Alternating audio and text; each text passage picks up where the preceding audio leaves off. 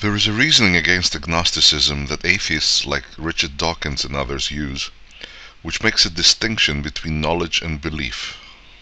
If you're asked, is there a God, and you answer, I don't know, that's agnostic. If you're asked, do you believe in a God, then you have to answer yes or no. And if your answer to the first is I don't know, the answer to the question is pretty much no.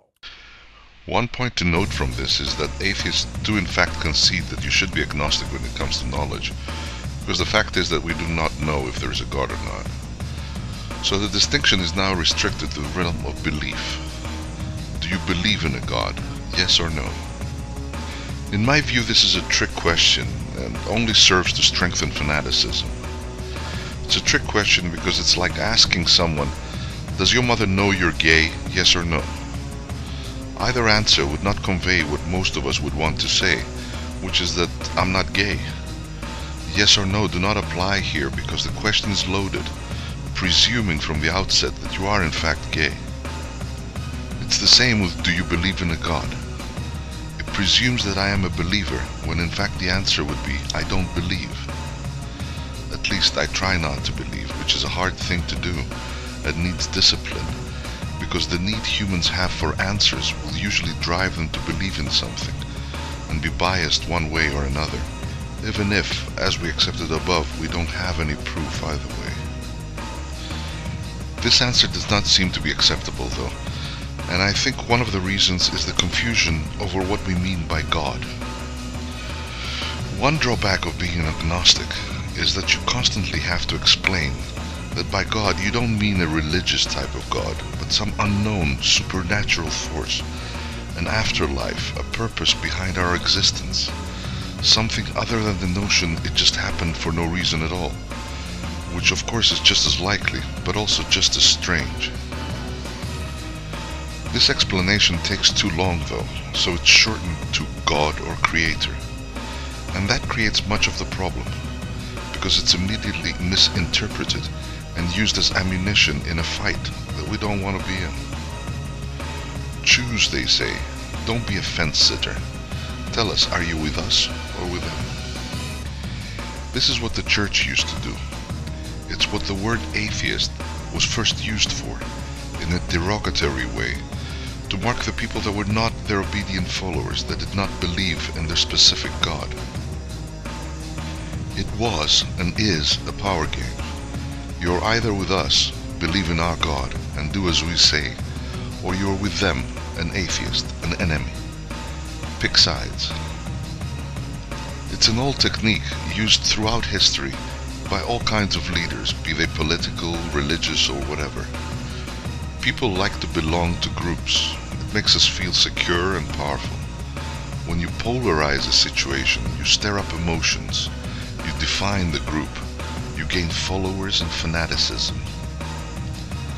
This is what atheists are also helping to do. They are playing the political game. They are taking part in the power struggle. It's not about searching for the truth anymore. It's about who will be able to enforce his will on the other. I can understand the desire to do this. In Europe and much of the world, religion is irrelevant. But in places like the US, religion is powerful and intrusive. For my part, I don't hate religion. I think it contains great wisdom, and it's a club we can all belong to, which is important for many. I just don't want them to tell me what to do. That's the problem most atheists are trying to combat, the fact that some religious people can be bigoted and fanatical, and love to impose their will on others. But by doing so, they sometimes become the same. I don't want the teaching of creationism in schools, or the banning of birth control, but I don't want to abolish Christmas either. I kind of like it. Polarization leads to fanaticism, and the only ones who gain from this are the fanatics. And they're the ones who are trying to tell me what to do. And that's the problem. The words have become weapons, and have lost their meaning. They say the opposite of love isn't hate, it's indifference. That's why I like to use the word agnostic. It not only describes how I feel, it also denotes that I don't want to play in the power game. It's the only way to drain strength from it. I'm not interested in taking sides, in winning or losing. I don't want anyone from either side to try to impose their beliefs on me. All I'm interested is the scientific truth. Agnosticism is the only scientific way to search for the truth, because it's the only one that tries to limit belief, the ultimate sin in science, for the simple reason that it thwarts research and has been wrong so many times. Theories abound and they're debated and discussed at no end, but no one accepts them, not until there's undisputed proof. And we spend billions and billions trying to get this proof.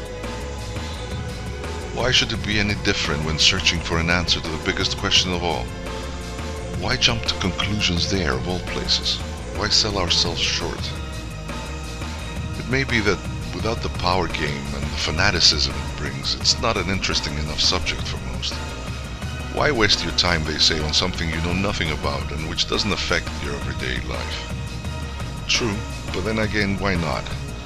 People waste time on many things, on sports, politics, movies, novels, video games. Why not also waste some time on the biggest question of all, our very existence? It's what Plato and Socrates and a myriad other great thinkers did throughout history. It's a noble pursuit. It drives us to learn and gives us perspective. It lets our minds ponder, open and unfettered, free to try to imagine the unknown and wonder. And what's so wrong with that?